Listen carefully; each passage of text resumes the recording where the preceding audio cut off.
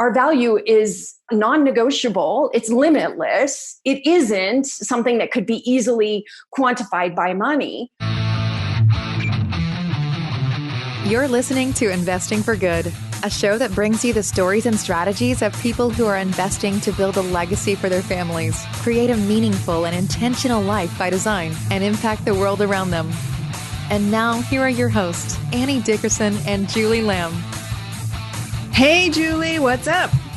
What's going on, Annie? How you doing? I'm pretty good. I'm excited about our conversation today with Leisa Peterson. Leisa is a business expert, money coach, and founder of the WealthClinic, a global community that helps people integrate their whole self into their relationship with money. And that money relationship, I think, is something that so many people carry around with them, and often they don't even think about it. You know, like I was brought up, my mom has always been a saver. She's like, that's the one thing she taught me was save, save, save.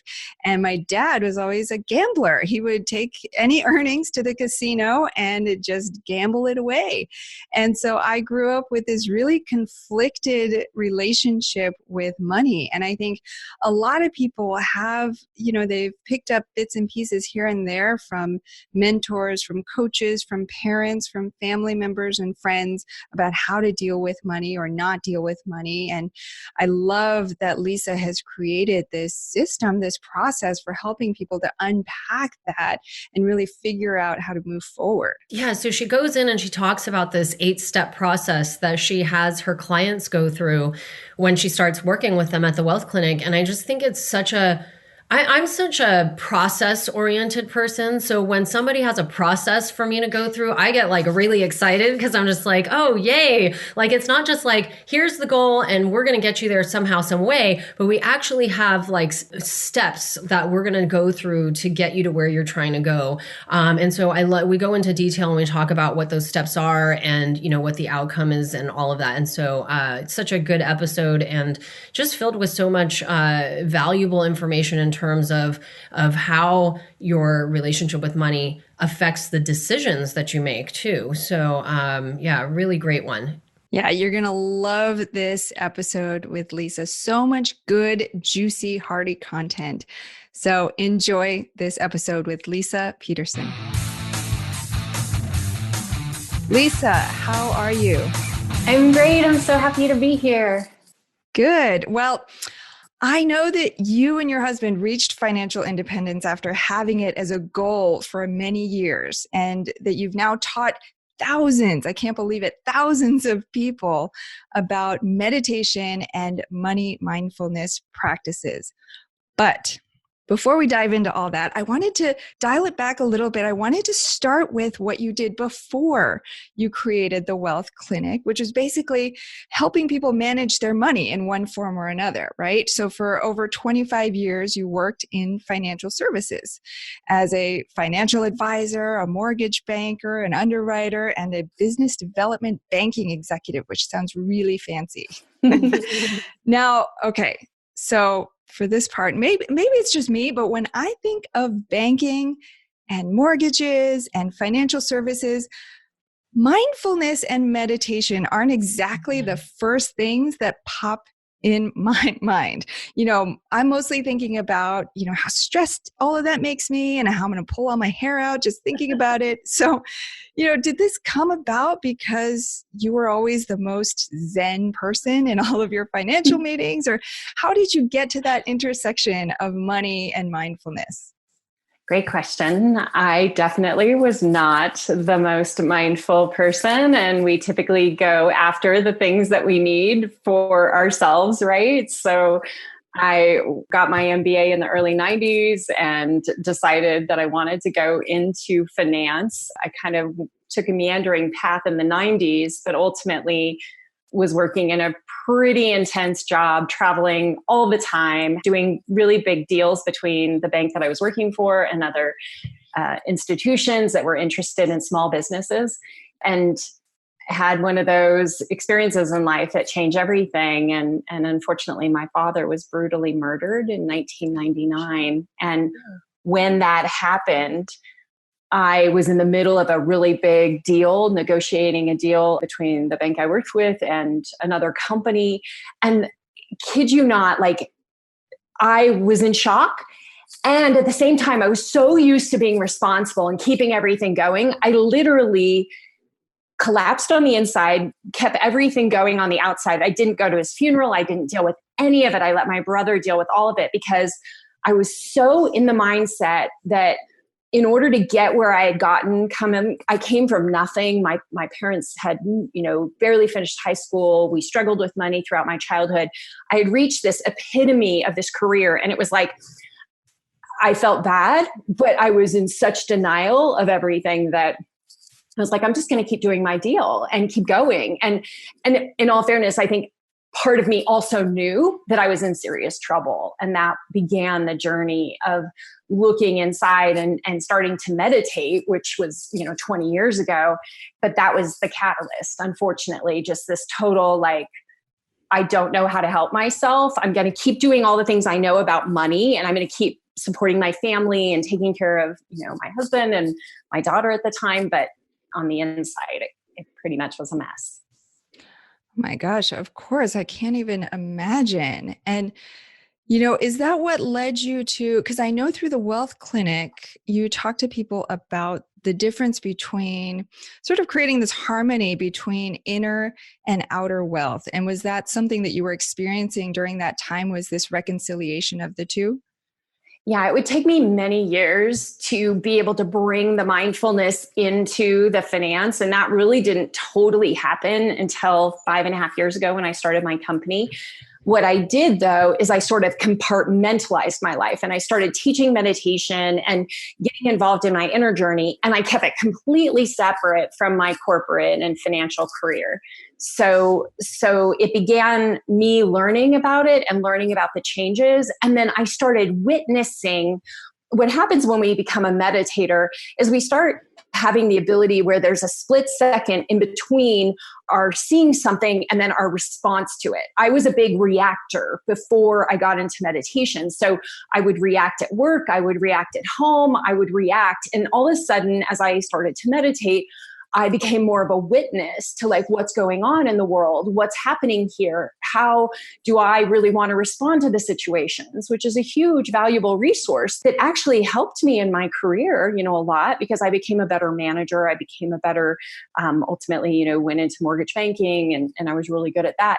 But the more I witnessed as a mortgage banker, and I made that big switch from being at the top of the corporate pyramid, because the more I meditated, the more I saw that I was not a good fit for the corporate environment and that the drama would like suck me in and I wasn't good at it. So I switched into more of a sales job, which is what mortgage banking was and underwriting, and then ultimately into financial advising. But all along the way, the closer I got to the customer, the closer I saw that people and their relationship with money was in many cases even worse than I saw mine being. Mine being, I thought if I had lots of money, I would be happy and everything would be fine.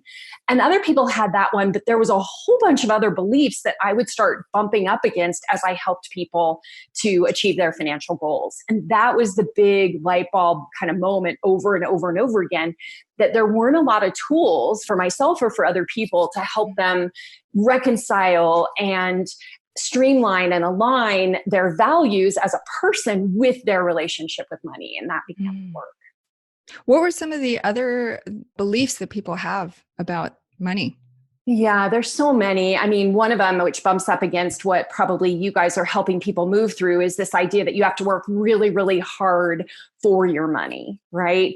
And then when something goes wrong with money, it doesn't go the way you want, it's not heading in the right direction, then there's a complete going into resistance. So what I saw as a mortgage banker, when people wouldn't get the loan approved or something was going poorly and not the way they wanted, they became like kind of crazy. They wouldn't stop calling you and they would kind of become rude and send you irritating emails. And I just saw people change right before my eyes based on, what was working and what wasn't. And I'm sure you guys have seen this too. Like money brings these kind of this shadow side of people to the surface that they don't even realize is there. Hopefully it's only going to show itself for a short period of time. And then what I saw it would go back and then it's like everything's fine. But in my mind, I'm like, everybody seems to have these sort of shadows that are just waiting to come out.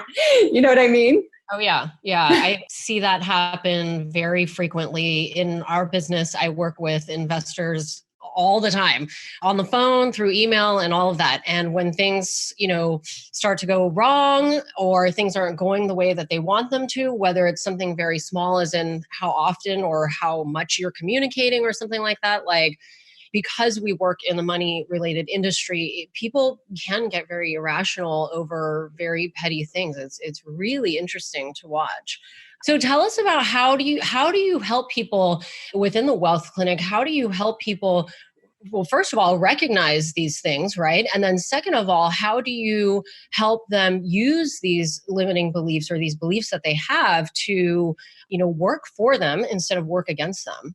Yeah. So the biggest thing to think about kind of as I dive into this is that traditional financial services, they have an assumption. The way that they provide their products and services is that everyone already has a healthy relationship with money and that you know what to do and here's what you do. Mm-hmm. So I don't make assumptions about anyone. I know that a lot of people don't have healthy relationships with money and may or may not know that.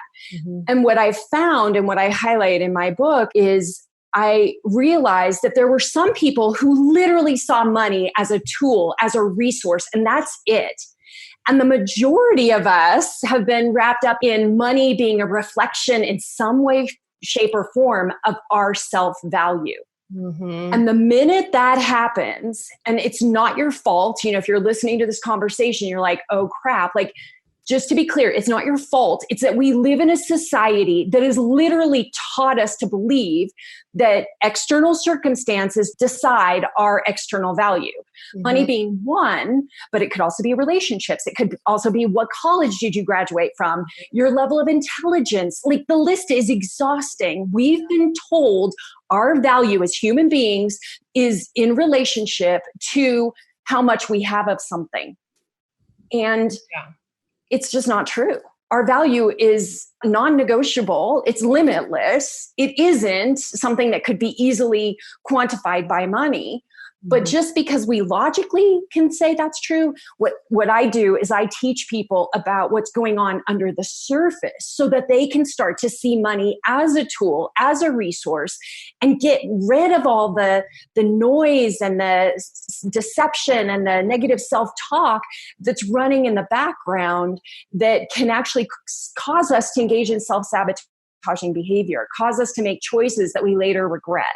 So I'm looking more at the psychology behind the scenes so that by the time somebody's kind of gone through this process, when they show up and they start working with a financial product, they know that they are going to be much more conscious of what's happening and how they can make better decisions that help themselves. Mm-hmm, mm-hmm. Mm-hmm. And so when you are teaching folks to use money as a tool and as a resource, what do you find for these folks what is the tool for? What is the resource for? Like, what is their end goal? What are a lot of folks trying to get to? Do they even know? Is that even a process in itself? Like trying to discover, what do I really want money to do for me? What do I want it to serve? How do I want it to serve me? Is that something that you work with your clients on? Is that something that comes up frequently? Totally. What does that look like? You're on the right track. Like you're saying all the things that we work on. But what I will also say is, a lot of us don't actually know what we really, really, really want because that stuff that I'm talking about actually serves as a blinder, as a veil. It's like conditioned into us to think that we should want something. But in reality, if we really checked in, it doesn't bring us the happiness we seek.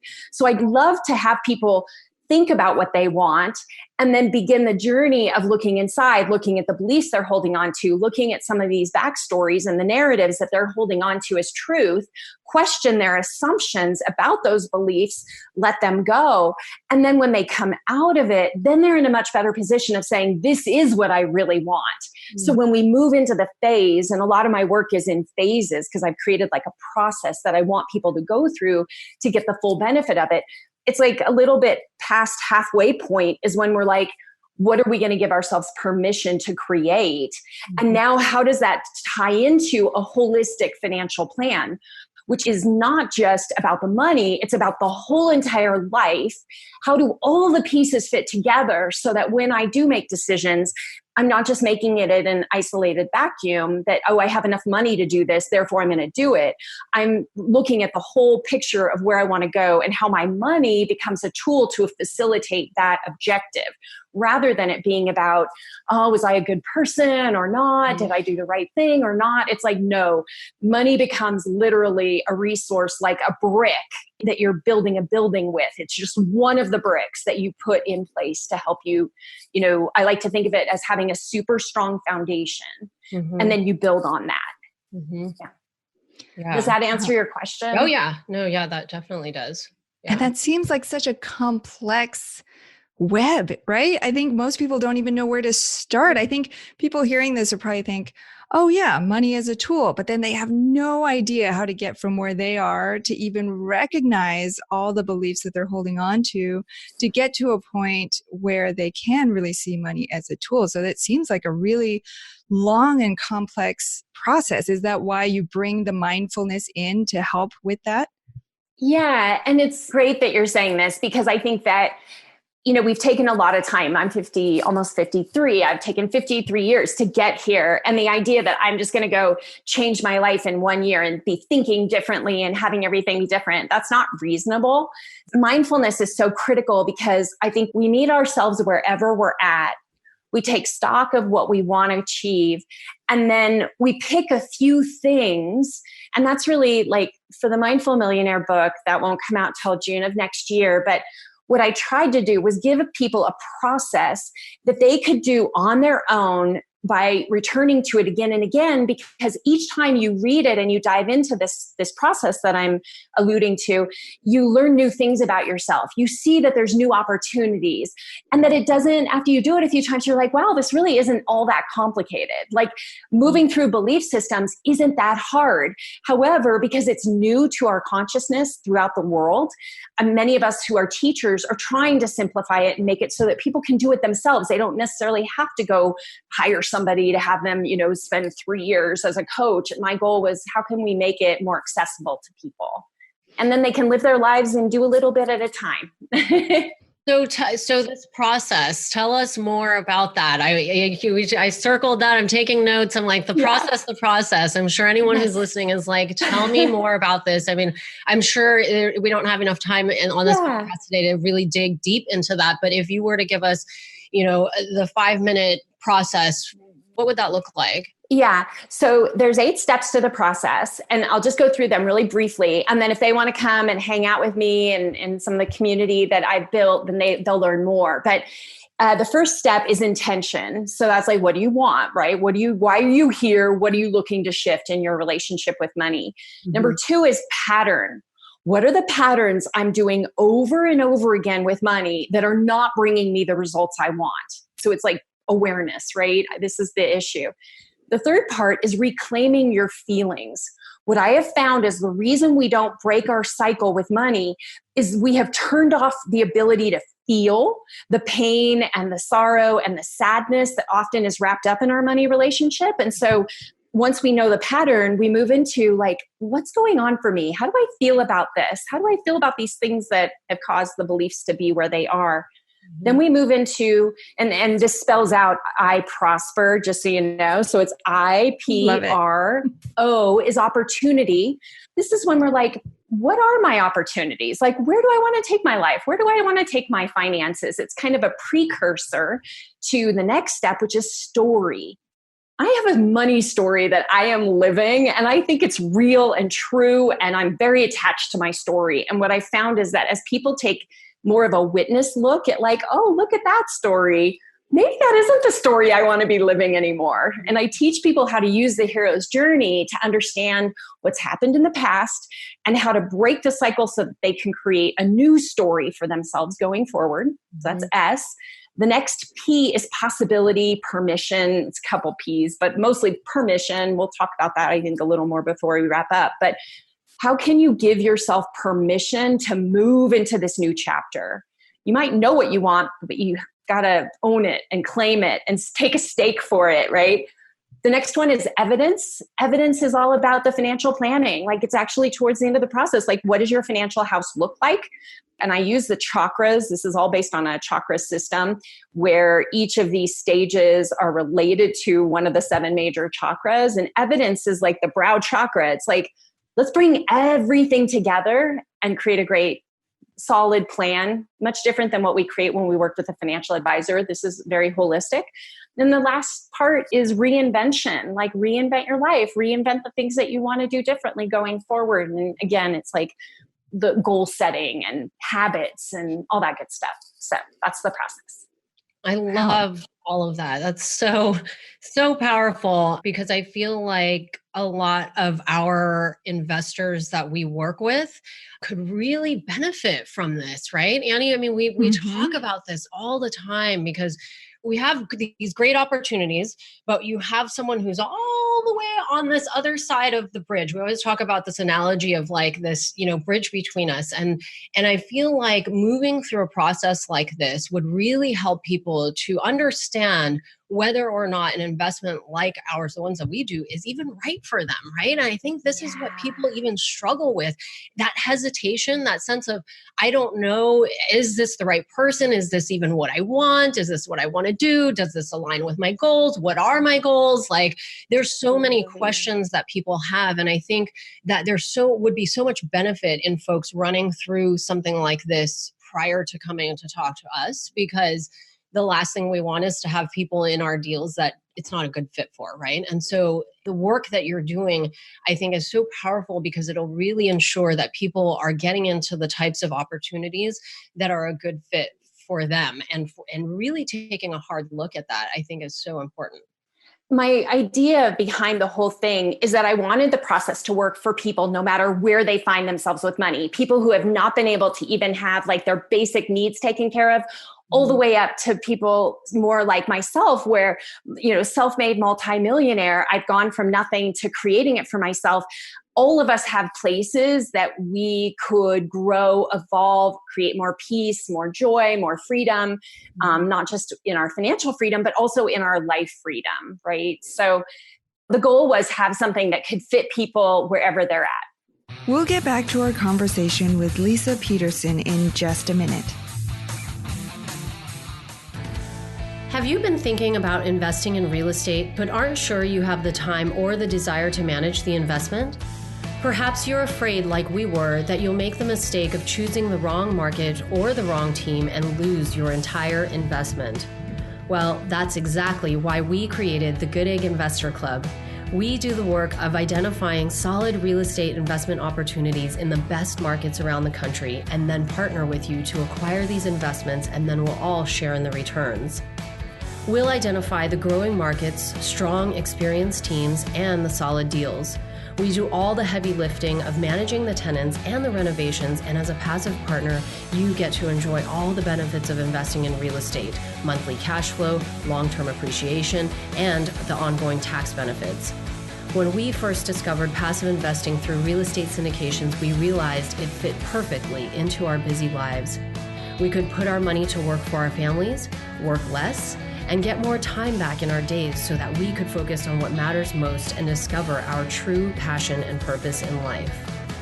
We've now helped hundreds of people invest passively in real estate syndications and are seeing the positive impact it's had on their lives.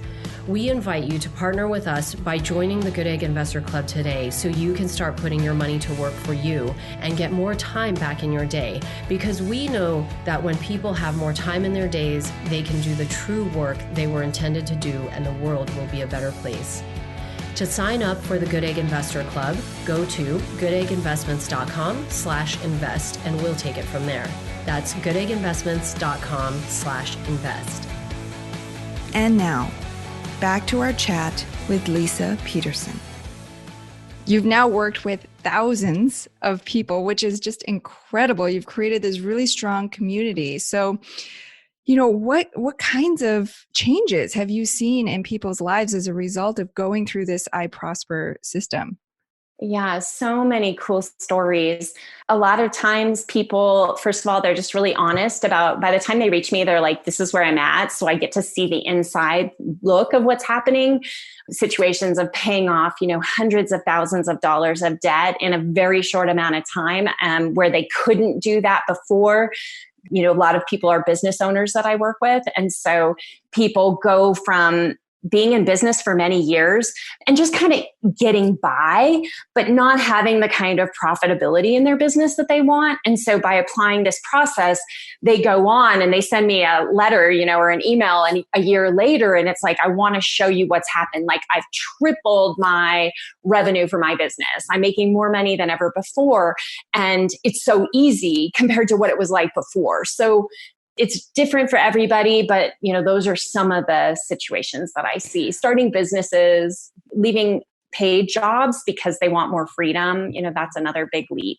I mean, in many ways, it seems like your personal journey and transformation is very much in line with the transformation that you're seeing in the clients that you're working with, right? I mean, for years, you were just going through kind of mindlessly, working up your way up the ladder. You had this tragic incident with your father that you didn't even, you weren't able to deal with at the time. And then you just kept going. And then at one point you had this aha moment where you started to bring in mindfulness into your life. And now look at you. I mean, you've created this whole brand and this whole community of people and are really bringing awareness around the world to people and their relationship with money, which in many ways, I assume is what your clients are seeing as they take the time to really digest their thoughts, behaviors, and feelings and really come to terms with that. Then they're able to really clear the path for their true potential. Yeah, the thing I think I get so excited about is hope. When people haven't felt hope around money, and then all of a sudden they're in a class or in a coaching group or something, and they're like, I see how I could become a millionaire someday. Like, I've never, ever in my wildest imagination thought it was possible. And now I'm like, I have hope for myself. And I'm just like totally beside myself because I'm like, everyone should have that feeling. And I teach that it's not just about how many zeros you have in your net worth. It's about feeling like $1 million. It's like feeling that you can do whatever you set your mind to, because that's the priceless goal that I think all of us want, because money can come and go. And many of us have felt that. We've gotten those phone calls, or investment didn't work out, or something didn't, turn out the way we thought. But when you can create it again and again and again, because your power is limitless, like that's priceless. It's priceless. And I think particularly for women, to have that inside of them and have that live within them for the rest of their lives.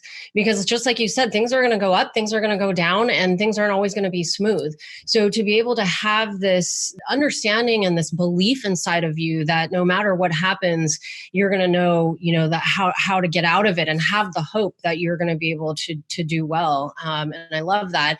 We work with so many women, and that's something that we, love, is inspiring women and empowering women when it comes to money. And so I love that that's a focus for you. So thank you for the work that you do. Yeah. Thank you. So let's talk a little bit about permission, because you've brought that up a couple of times now. And for me in my life, it's been something that I didn't always know that I needed, and I met a friend, or, I met a coach, or I met a business partner, or, whatever the situation was, that almost said, it's okay, Julie, like you can do this. And it was just like this, oh my goodness, like, like, wow, like I can, thank you. I needed that. And I just wouldn't do X, whatever it was.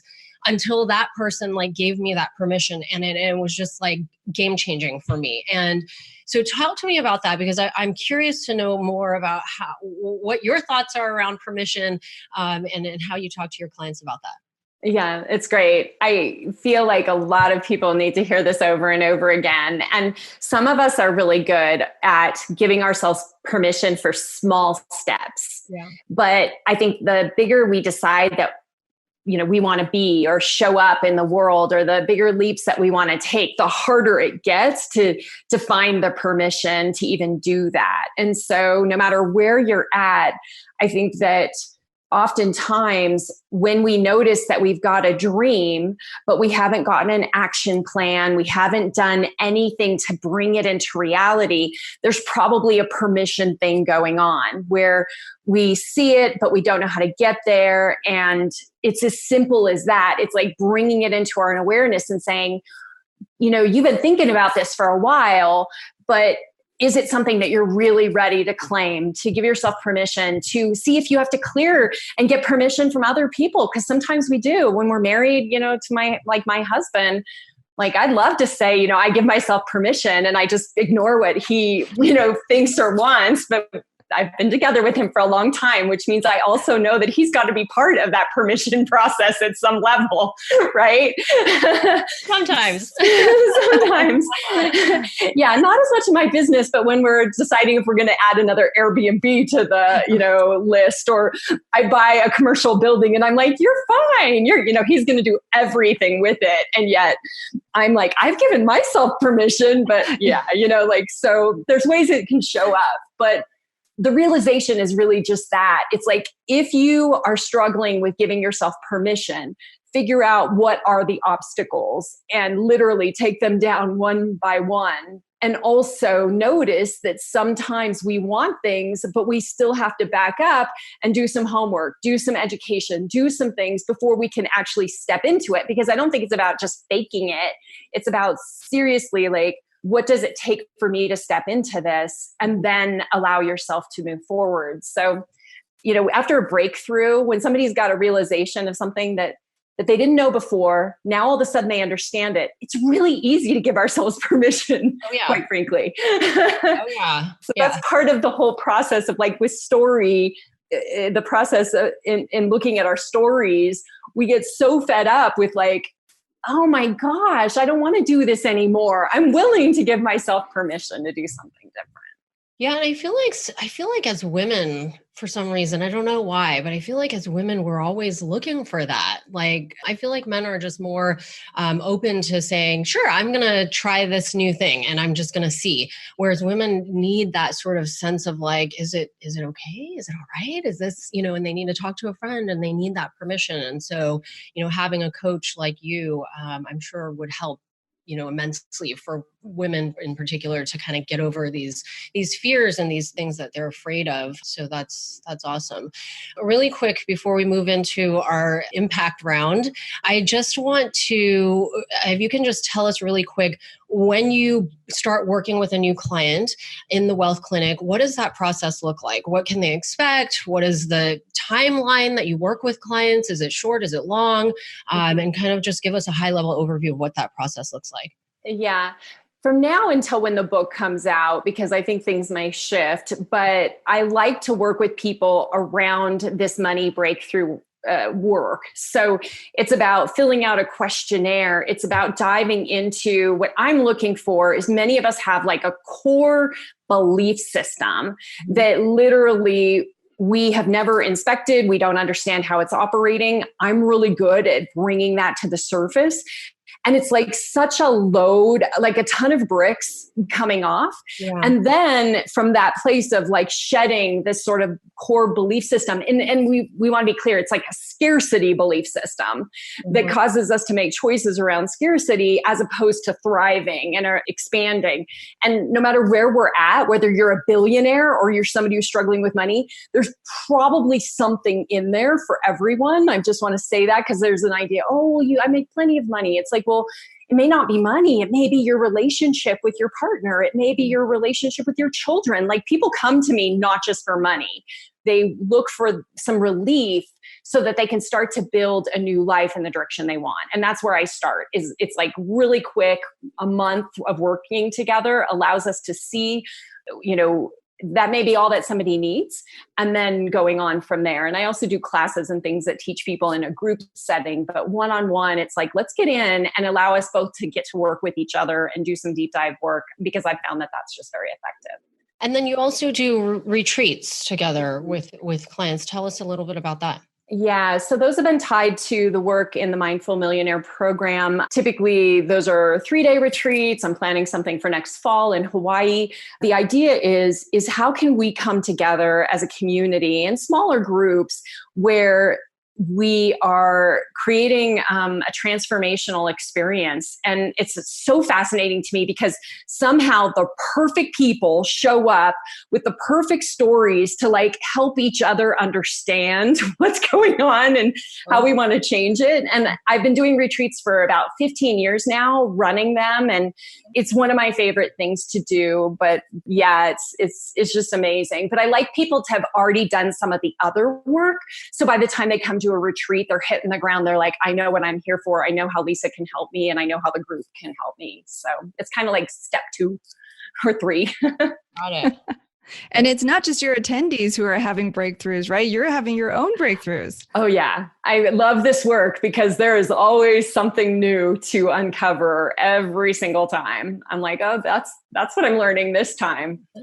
You do what you need the most help with. And I think I have had a pretty dramatic change throughout my life.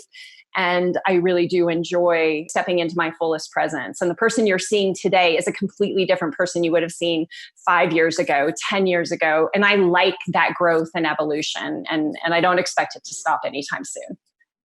Awesome. Perfect. Well, with that, shall we move into the Investing for Good impact round? Let's do it. All right. All right, Leisa, we're going to ask you 3 questions about investing for good. Are you ready? I'm ready. Okay, great. So first, what is the one thing you're doing right now to invest in yourself and to create a better life for yourself? So I love this question. I would have to say it's about actually working less. So for me, for right now, I've just spent 3 years writing a book and running a business and building a community. And so what I've come to realize is that my family would like a little more time with me. So I'm spending a couple of the last weeks of the year in Hawaii and planning to take off more time. I also do something that I think has been profound the past year and a half. I block out the last week of every month completely, and I allow that to be my creative time. I don't have meetings, I don't have coaching sessions, and I'm going to totally continue that because that's been profoundly powerful, and it gives me much more flexibility. And I notice I'm a nicer person when I have that time.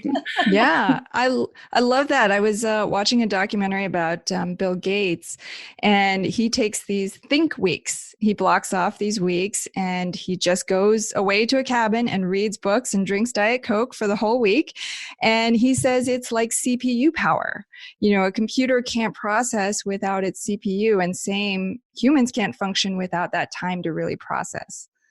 Yeah. And I do the same thing too. I do it 1 day a week. I don't do it on the one full week at the end of the month, but I do try to take 1 day a week where I don't have a whole lot scheduled. And I just try to, rejuvenate and reconnect with myself. With 3 kids running around and running a business, it gets really crazy. So to have that day off, I think is so important for us ladies to remember to take. So love that. Yes. Give yourself permission to take a spa day. That's right. Yes. All right. Next question. What about investing in others? So what's one hack or one strategy that you can share with our audience that will make an impact in their lives? So what I was going to talk about is permission. We've dove into that, but I'll take it one step further, which is the more I feel in my role as a coach, to encourage people to claim the things that they really want in life, to pursue them relentlessly, to, some of us, I feel like I've been born with a lot of tenacity, where you just like stick with something. And that's one of the habits that I researched about millionaires, is that the tenacity of staying with something through thick and thin is a superpower that I just naturally have in this lifetime, which is why I think I've achieved so much. But when I work with other people, I see that that's something that really holds them up, is like sticking with it and being willing to fail again and again. And so whenever we can hold the space for other people to remind them that, failure is going to happen when you're taking risks, and, what can we do to help ourselves keep going? And the other thing that I think I love is tapping. We don't have time to go through it, but like emotional freedom tapping is like a great tool. So if you're listening to this, you want to learn more and you don't know, go Google it or go onto YouTube. But there are a ton of ways of using tapping to help you realize that the stuff that you're holding on to that is keeping you from moving forward is really not that important, and that you're ready to let it go and move on and claim what you want in your life. So what is this? Like, give us like a 2-second definition. What is tapping? I've never heard of this. Oh, it's so fun.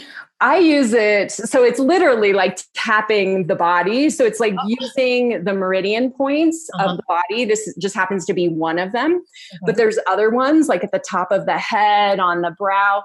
And what we do is you'll take something like this morning, I was working with a client and she really wanted to do a telesummit, but the telesummit was too woo. Like it felt kind of silly. And she's like, I don't know if I can get up the nerve to do this because I'm afraid that people aren't going to take me seriously if I do this. And so what we did was, it's like, although I want to do this really woo woo telesummit, I forgive myself, because she was holding on to some ideas that it wasn't okay for her, but she really wanted it. And so by tapping, what happens is we're moving energy, bringing things into the conscious awareness of what is holding us back. And by tapping while we're saying it, we actually allow it to come full circle. And it's like, oh, is that all that's bothering me? And by the time you're done tapping, you're ready to go do what you want to do. So interesting. We need to use that, Annie. Let's have a tapping session. Definitely. We'll tap together. Try that. Oh my gosh. I love that. It's really bringing from deep awareness sometimes into the physical, and really, like you said, bringing it full circle. I love that. Yeah. Yes. So cool. Tapping. Everybody do it. Yes. Go get ready. I've got some videos, I think, on my YouTube channel. I'll probably start doing more, but yeah, you can find it all over the place. Cool. I love it. All right. Last question. What about investing in the world? What's the one thing you're doing right now to make the world a better place? Yeah. So talking about claiming, I just recently realized that I'm claiming this mission of helping 1 million people elevate their financial consciousness and what we've been talking about here. So my goal is to use this work, to use my study of money over the past 30 years to help people break free of scarcity patterns, create more wealth for themselves, both inner wealth and outer wealth. And I feel like that's what I'll be doing until I take that last breath in this life. Like that's my mission. Yeah. Oh my gosh. I love that. Elevating the collective financial consciousness. How powerful. Wow. All right. Well, Leisa, we've covered so much in this conversation. I am sure that people are going to want to learn more. So where can they go to learn more about you and the Wealth Clinic? Thank you. So definitely check out wealthclinic.com. If you're on Facebook and you're interested in some of these concepts that we're talking about, the other place would be to go to the Mindful Millionaire community on Facebook, be a part of that. Check out these conversations that we're having. And I think between those two resources, you'll find something that piques your interest. And I'd love to learn more about whoever's interested in this work. So reach out. Leisa Peterson, founder of the Wealth Clinic and author of the Mindful Millionaire book, due out in mid-2020. Thank you so much, Leisa. Thank you both for having me, and thank you for everyone listening. Thanks, Leisa. You've been listening to Investing for Good, the #1 podcast for people like you who are investing to build a legacy for their families, create a meaningful and intentional life by design, and impact the world around them. For more resources, check out goodegginvestments.com/podcast and be sure to join the Investing for Good Facebook community. And don't forget to subscribe and give us a 5-star review so we can continue to bring you amazing new conversations every week. Until next time, keep investing for good.